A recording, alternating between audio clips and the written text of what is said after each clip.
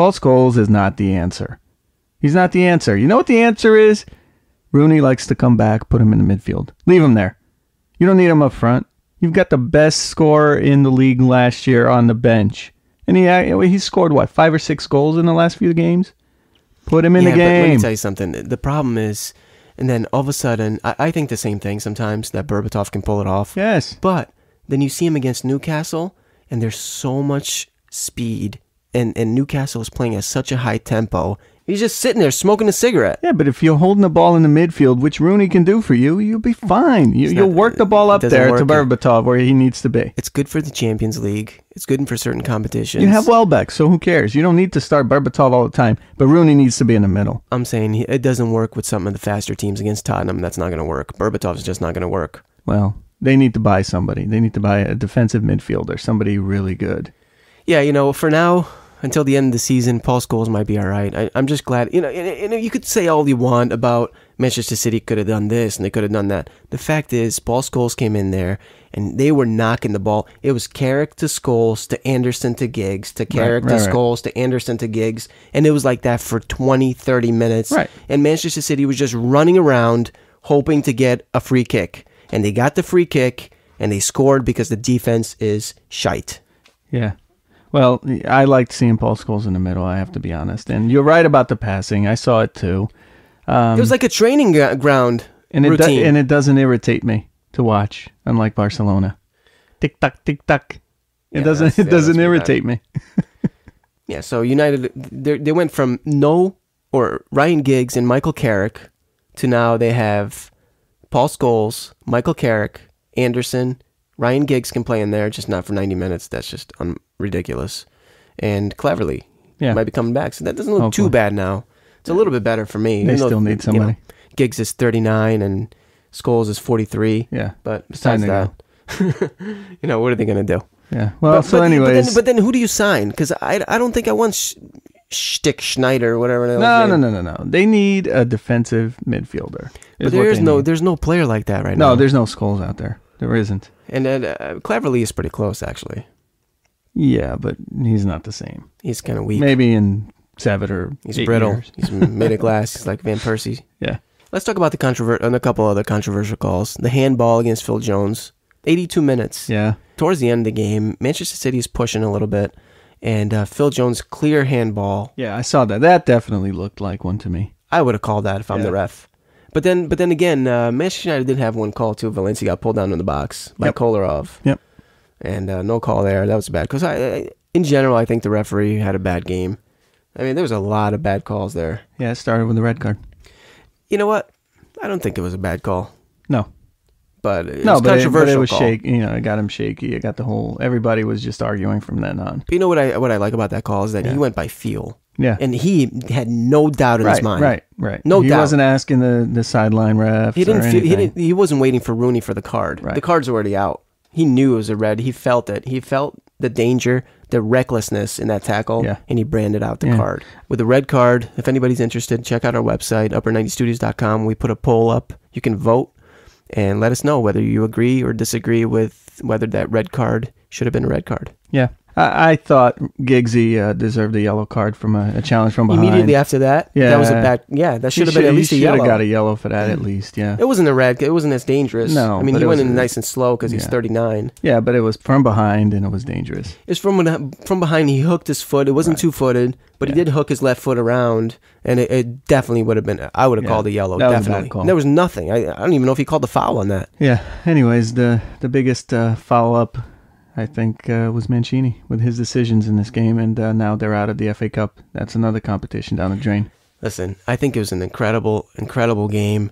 Manchester City, they feel a little bit up, but I don't think it's good. I think they're out of another big competition. Yep. It's the FA Cup. They were the winners last year, and now they're out again, out of the Champions League, out of the FA Cup. They got Liverpool next without their captain defender, Company, for 2 games. Yeah. So they might be out of the Carling Cup.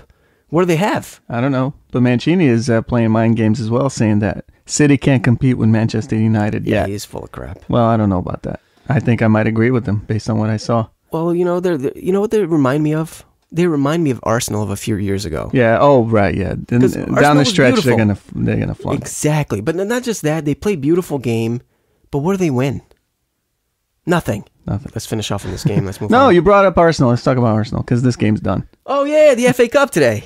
Yeah, Unbelievable. Thierry Henry comeback. what was the point of watching the first hour? I saw the whole game. Yeah. It was terrible. Well, It was so terrible to watch. It was like watching. They don't care. They're not playing for the team. They're not playing for a badge. there's no heart. No heart, no determination, no passion. Arshavin actually was trying. Leeds played well, I thought, and they had a couple of really good chances. Yeah, they're all right. But the point is, Thierry Henry comes in within 4 or 5 minutes. He does what he does. And it was vintage Thierry Henry. Yeah. Unbelievable goal. He looks so different. I mean, we watched him play here in the MLS. He had a bad game, actually, that game. Yeah, and look at that. He gets the ball, one great first touch, boom, in the back of the net. But that goal Fluid. is exactly how I picture Thierry Henry scoring a goal. Right. He touches it in and he curls it around the goalkeeper to the far post. He's done it a gajillion times. A gajillion times, and Wayne Rooney tries to do it every single game, and he can't pull it off because he doesn't have that skill. No. And it really pisses me off that he continues to try it instead of putting his foot through the ball. What a moron, Shrek. Anyway, it was unbelievable to see his passion, Thierry Henry's passion, his celebration, the fans going nuts. I haven't seen that since he was there, since he left. Yeah, he looked scary with that beard. Yeah, he's trying to do a Hollywood Hogan, I think. No. Yeah, he was angry. He's a mean guy You in watch the that MLS. You watch that show Hell on Wheels? Yeah. Yeah, there's a guy on there. He looks just like him. Yeah, he's trying to be a mean version of Thierry Henry, and he's acting on it. He should have gotten a yellow for kicking a Leeds player there at the end in the corner flag. No, it was good for Arsenal and good for Thierry Henry. He's not a guy that I support all the time, especially after that handball that put France in the World Cup. But that was a cheat. Hey, but he apologized for that. Can't really defend that. No, and we went to knocked out Ireland. Well, we went to the MLS All-Star game in the summer, and we watched him against United. He was that didn't look like Henry. No, that was a ghost image of Henry. It was horrible. But his pace was still there. Right. When he won and when he pushed, he actually was fast. I was surprised, but he just didn't want to do it. He was just lazy. Yeah. And he was a little bit lazy after he scored here too. But it's funny. It's like 5 years have gone nowhere because he looked like he was right back in it. Yeah, I'm just glad. I'm just glad for the Arsenal fans, even though I'm not a big fan of Arsenal. But it's good to see that there's some passion and fire in there, and it's from a player that doesn't play anymore. Well, it's good for the league. It'll mix it up, and it'll be a challenge for the other teams, Chelsea's and Manchester teams. Let's move on to World Player of the Year, Lionel Messi. Yeah. 3 years in a row, makes history. Yeah. 24 years old. I'll tell you what, if he doesn't get hurt in the next couple of years, he'll probably win it again and again and again. He's going to break all the records that have ever been. Yeah. He's 24. Yeah. That's not normal. Normally, these guys are winning World Player of the Year at 27. Yeah. 28. I would like to see Lionel Messi on any other team in the world. Then you tell me if he is as good as he is. He's amazing. Don't get me wrong. You put him in Manchester City, and I think he scores 38 goals his first season in the Premier League. I don't see it. I do. I don't see it. I do. No David way. Silva supplying the balls to him. That's one guy. Yaya Toure, they already played together for years. There's 5 other David Silvas on Barcelona. No. It's not the same. First of all, the whole forward line is going to change next year, or possibly this transfer window, because Mancini's crazy. He doesn't have enough players.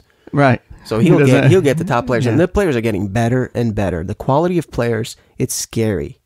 They're getting better and better every single transfer window. I mean, who's next? He's not getting Messi. You never say never, man. Anyways, did he deserve it this year? Because what else can he win at Barcelona? Right. But did he deserve it this year? Who, Messi? Player of the Year, yeah. Of course he won't deserve it. He scored 55 goals last year. Okay. So did Ronaldo. Yeah, Ronaldo. You know what? Let me tell you something about Ronaldo. He scored, 40 goals in the league, La Liga, right? And he broke all the records by 2 goals. Right. Those last 3 or 4 games, the players admitted that they were giving them every single ball to score, to boost up his goals. Of course they were. They admitted to it. Of course. They said, every single play, we try to feed Ronaldo to break the record. Give me a freaking break, man. That should be an asterisk next to his freaking record. That's not right. Anyway. Yeah, well, anyways, he did deserve it, and he won by twice as many votes. It wasn't even close. No. More than twice. No. It's like 50% of the votes. Ronaldo had like 21. Ronaldo didn't even go, by the way, to the ceremony. Neither did Mourinho, right? Yeah, they said they weren't going. I guess it was because of they have a game tomorrow, but I don't think it is. Nah. I think they knew what was happening. They're tired of watching him win everything. Yeah. Anyway. Well, since you brought up Barcelona, what about that tie? Yeah, that's bad. 5 points, I think it is now? Yeah, it's 5 points. That's not good. No? That's scary. Yeah, Real Madrid just got to hunker down and wait it out. Even if they lose against Barcelona, it's still in their hands. Yeah, I'm very surprised. But we said it in the beginning of the year. We actually called that. I remember us talking about it, and we said that what happens when it's January, Christmas time, and Real Madrid is up 6 points on Barcelona. What happens? Do they implode? Where was Messi? His mind was on World Player of the Year thing. Yeah. He was thinking about what is his acceptance speech, because he was gone in that game. Yep. Wow, and then Real Madrid destroyed some Grenade. Grenade is not some team. Let me tell you. Give me a break. Grenades. A team of grenades. No, they're a good Terrible. team. They're doing well. Doing 5-1. Doing real well. Okay, but before that game in the league, they're doing actually pretty well. They're a mid-table team, and they're recently promoted, so not bad. How many points are they behind Real Madrid? 30? Everybody's 30 points behind Real Madrid. Anybody after fourth is like 30 points behind everyone. Oh, man. Oh, that's but bad. I'm saying, from 11th place to 18th or 19th is 3 points. It's nothing. It's one loss, and you're in relegation. Atletico Madrid is one of those teams. It's crazy. Yeah, so there's a couple of good games coming up. You have the makeup game, Tottenham, Everton.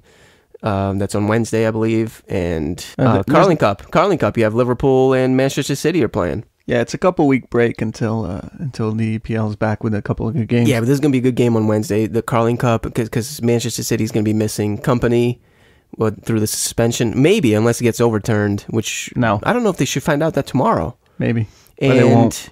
I think it will. No. I don't know. They overturned Jack Rodwell's. It's an impossible call. Jack Rodwell had a similar tackle a few months ago, and they overturned that one. It was 2-footed. It was pretty violent looking. Yeah. No. But in either way, it's going to be a great game. No Yaya Toure, no company, and with the red card, if anybody's interested, check out our website, upper90studios.com. We put a poll up. You can vote. Well, we've also got some articles and things you guys should check out. So definitely upper90studios.com. Upper90studios.com. Check out our new site where you can download this and other podcasts for free. Support us by subscribing to our YouTube channel. See you next week.